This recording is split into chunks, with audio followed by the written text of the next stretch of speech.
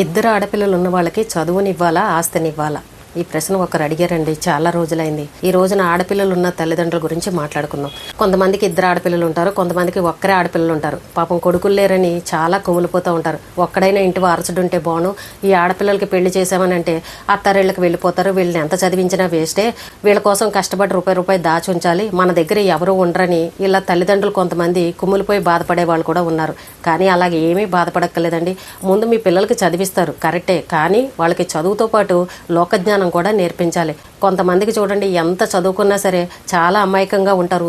ఎవరు ఏ మాటలు చెప్పినా సరే నమ్మేసే వాళ్ళు ఉంటారు. అవతల వాళ్ళ మాటలు విని వీళ్ళు నష్టపోయే పరిస్థితి కూడా ఉంటుంది. కాబట్టి సొసైటీలో ఎలా బతకాలనే విషయాల్ని ఆడపిల్లలకి నేర్పించండి. తల్లిదండ్రులు ఈ రోజు ఉంటారు, రేపు ఉండకపోవచ్చు, ఎప్పుడైనా మధ్యలో ఏదైనా జరగచ్చు.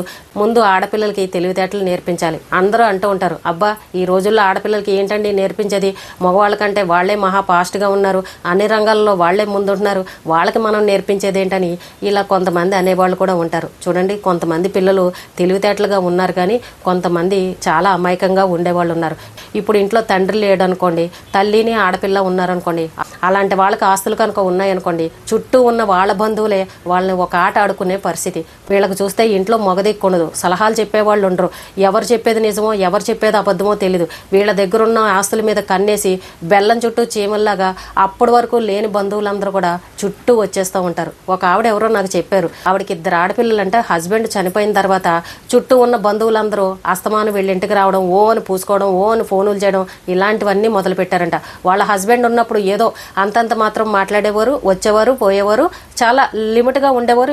ఎవరు కూడా ఎటువంటి సలహాలు ఇచ్చేవాళ్ళు కాదు. ఇప్పుడు ఒక మనిషి చనిపోయి బాధలో ఉన్న వాళ్ళకి ఉచిత సలహాలు చూడండి, ఎవరో ఒకళ్ళు ఏవో ఒకటి చెప్పేస్తూ ఉంటారు. కానీ వీళ్ళు చెప్పిన వాళ్ళు అక్కడ చేయాలని అంటే అన్ని అవకాశం కుదరాలి కదా, ఇలాంటి వాళ్ళు కూడా ఉంటారు. ఒక ఆవిడ అలాగే చెప్పారు, ఎప్పుడూ రాని బంధువులందరూ మా హస్బెండ్ చనిపోగానే ఓ అని మా ఇంటికి రావడం మొదలు పెట్టారండి. మా అమ్మాయికి చెప్పేవాళ్ళు మా అమ్మాయికి చెప్పేశారు, నువ్వు ఇది చదువుకో, నువ్వు అది చదువుకో, నువ్వు ఇలా చేయి, నువ్వు అలా చేయని ఆ అమ్మాయికి చెప్పేశారు. ఆ అమ్మాయి ఆలోచన విధానం వేరేగా ఉంటే వీళ్ళొచ్చి ఇంకో రకరకాలుగా చెప్పేశారు. అసలు మాకు మైండ్ పనిచేయకుండా చేసేశారు, మా ఆలోచనలు ఏంటో మా ఇష్టాలేంటో అవతల వాళ్ళు తెలుసుకోకుండా చెప్పి మా బుర్రంతా పాడు చేశారని పాప మా తల్లి చెప్పారు. చూసారండి, ఇంట్లో మగ మనిషి లేకపోయేసరికి ఇలాగే లోకు కడతారు. మా పిల్లలు బాగా చదువుకున్నారు, వాళ్ళకి అన్నీ తెలుసని మాత్రం అనుకోకండి.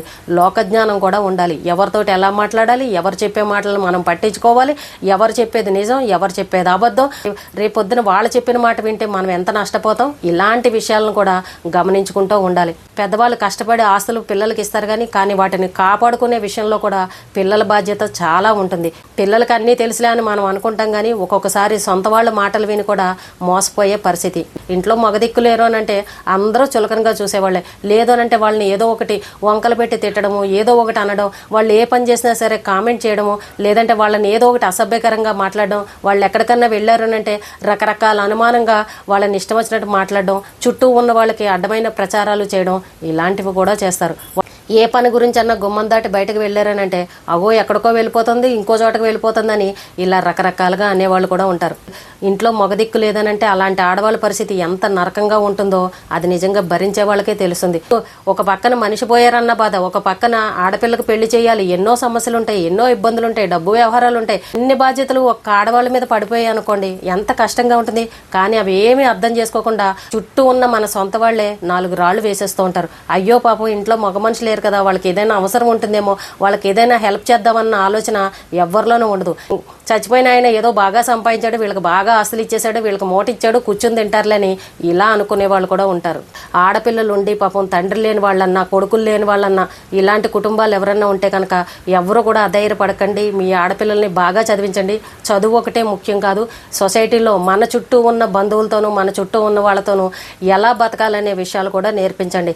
మీ ఆస్తులను కాపాడుకుంటూ అందరితోనూ మంచితనంగా ఉంటూ ఎవరిని దూరం చేసుకోకుండా మీ పనులు చేసుకుంటూ హ్యాపీగా ఏ టెన్షన్ లేకుండా బతకండి. ఎందుకంటే అవతల వాళ్ళు ఏదన్నా చెప్పారనుకోండి, సరే అని ఊకొట్టడమే, అంతేగాని నువ్వు చెప్పింది మోసం, నువ్వు చెప్పింది అబద్ధం అని వాళ్ళ మీద రివర్స్ అయ్యి వాళ్ళ మాట కాదు అని అన్నాం అనుకోండి, వాళ్ళ దగ్గర మనం నెగిటివ్ అయిపోయే పరిస్థితి. కాబట్టి వాళ్ళ మాట విన్నట్టు వింటూనే మనం చేసుకునే పని మనం చేసుకుంటూ ఉండాలి. ఎందుకంటే ఈ రోజుల్లో సొంత వాళ్ళను కూడా నమ్మే పరిస్థితి లేదు. మనకు తెలియని విషయం ఏదైనా ఉంటే బయట వాళ్ళన్నా అడిగి తెలుసుకోవాలి తప్ప సొంత వాళ్ళ దగ్గర మాత్రం చాలా జాగ్రత్తగా ఉండండి. అంటే అన్ని కుటుంబాల్లోనే ఇలాగే ఉంటుందా, అందరూ ఇలాగే మోసం చేస్తారా అని మాత్రం మాత్రం ఇలాంటి ప్రశ్నలు వేయకండి. ఎందుకంటే సొంత వాళ్ళ దగ్గరే మోసపోయిన వాళ్ళు చాలామంది ఉన్నారు. కాబట్టి ఎవరి జాగ్రత్తలో వాళ్ళు ఉండండి. అలాగే కొడుకులు లేరు, ఆడపిల్లలే ఉన్నారు, ఎలా బతకాలని ఇలా నిరుత్సాహపడకుండా మీకున్న ఆడపిల్లలకే చక్కగా తెలివితేటలు నేర్పించండి. ముందు మనుషులతోటి ఎలా మసులుకోవాలో నేర్పించండి. మనకి 4 మనుషులు ఉండాలి, బంధుత్వాలు దూరం అవ్వకూడదు. రేపొద్దున్న ఆడపిల్లలు పెళ్ళిళ్ళు చేయాలనంటే మనకి చుట్టూ మనుషులు కావాలి కదా. కాబట్టి ఎవరిని దూరం చేసుకోవద్దు, ఎవరి దగ్గర చెడ్డ అవ్వద్దు. అందరితోనూ మంచితనంగా ఉంటూనే మీ ఆస్తులు మీరు కాపాడుకోండి. అలాగే పిల్లలు కూడా మంచి నడవడికతోటి ఉండండి. ఎందుకంటే నాన్న లేరు, ఇంట్లో అడిగేవాళ్ళు లేడు, మన ఇష్టం వచ్చినట్టు తిరుగుదాంలే, అమ్మ మనల్ని ఏమీ అన్నదిలే.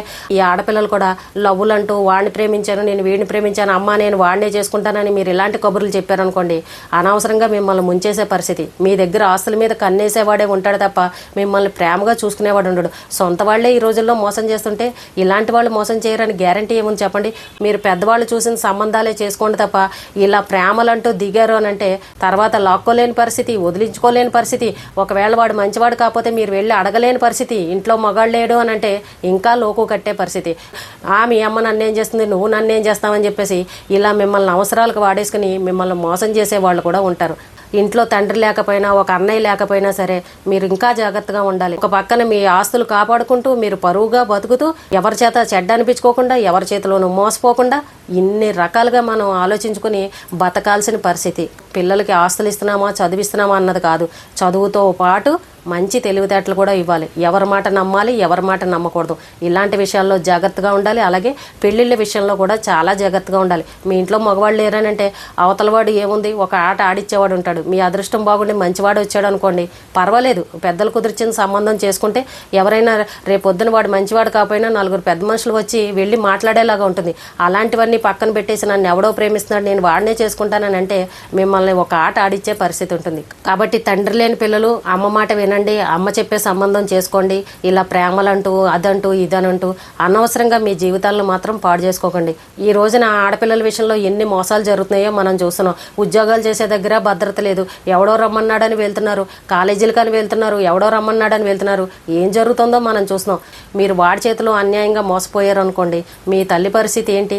ఆడపిల్లలు అందరూ చదువుకుంటున్నారు, అయినా సరే ఎవడో ఒకటి చేతిలో మోసపోతున్నారు. ఇలాంటి విషయాలన్నీ గమనించుకోండి. మేము ఎన్ని డిగ్రీలు చదివాం, అన్ని డిగ్రీలు చదివామని ఇలా గొప్పలు చెప్పుకోవడం కాదు. మీ దగ్గర ఎన్ని తెలివితేటలు ఉన్నాయి, 4 మనుషుల మధ్యన ఎలా బతకాలి, ఎవడన్నా పిలిస్తే వాడి విషయంలో ఎలా ఉండాలి, మన చుట్టూ ఉన్న మన బంధువుల విషయంలో ఎలా ఉండాలి, మన దగ్గర ఉన్న మన ఆస్తుల్ని ఎంత జాగ్రత్తగా కాపాడుకోవాలి, పెళ్లి చేసుకునే విషయంలో అవతలవాడు ఎంత మంచివాడు, నన్ను ఎంత బాగా చూసుకుంటాడు, ఇలాంటి విషయాలను మీరు ఎప్పుడైతే గమనించుకుని జాగ్రత్తగా ముందడుగు వేస్తారో అప్పుడే మీరు జీవితంలో గెలిచినట్టు. ఈ రోజున ఆడపిల్లలు బయటవాడి మాటకే ఎక్కువ విలువిస్తున్నారు కానీ ఇంట్లో అమ్మ చెప్పే మాటకు మాత్రం విలువివ్వట్లేదు. అమ్మా నాన్న చెప్పిన మాటకే వినండి, అమ్మా నాన్నని గౌరవించండి, అమ్మా నాన్నకి చెడ్డ పేరు మాత్రం తీసుకురాకండి అని ఇంట్లో ఉన్న ప్రతి ఆడపిల్లకి కూడా తల్లిదండ్రులు ఈ విధంగా చెప్పాలి. అలా చెప్తేనే మన ఆడపిల్లల్ని మనం కాపాడుకోగలుగుతాం. కన్న తల్లిదండ్రులకు మించిన వాళ్ళు ఇంకొకళ్ళు ఉండరు. ఏదైనా సరే పిల్లలు మంచి కోరేది కన్న తల్లిదండ్రులే. కాబట్టి అమ్మా నాన్న చెప్పిన మాట వినండి. ఎవరికైనా సరే నాన్న లేరు అని అంటే అమ్మ మాట వినండి, అమ్మకి గౌరవాన్ని ఇవ్వండి. మీ భవిష్యత్తు బాగుండాలనే ఏ తల్లి అయినా కోరుకుంటుంది. కాబట్టి ఆడపిల్లలు మొండిగా చెయ్యొద్దు, నేను ప్రేమించిన వాడినే పెళ్లి చేసుకుంటాను, వాళ్ళు లేకపోతే నేను చచ్చిపోతానని ఇలాంటి మాటలు కూడా మాట్లాడద్దు. చిన్నప్పటి నుండి కనీ పెంచిన తల్లి మాటను కాదని బయటవాడి మాట మీరు వింటున్నారు అని అంటే అక్కడే అర్థమవుతుంది మీకు ఎంత సంస్కారం ఉందనేది. మీరు ఎంత చదువుకున్నా సరే కన్న తల్లిదండ్రుల మాటకు విలువ ఇవ్వలేదనుకోండి, ఏంటి ప్రయోజనం? ఇప్పుడు అవతలవాడు మిమ్మల్ని ఏదైనా మోసం చేశాడు అనుకోండి, మళ్ళీ మీరు తిరిగి ఏడ్చుకుంటూ మళ్ళీ ఈ తల్లిదండ్రుల దగ్గరికే రావాలి. అలాంటి పరిస్థితి ఏ ఆడపిల్లకి రాకూడదనే కోరుకున్నాం. అమ్మ ఎప్పుడు కూడా మీ జీవితం బాగుండాలనే కోరుకుంటుంది. కాబట్టి కొన్ని విషయాలు అమ్మ మీదే పెట్టేయండి. ఈ రోజుకి ఇదేనండి. రేపు మళ్ళీ మరొక మంచి విషయంతో మళ్ళీ కలుద్దాం.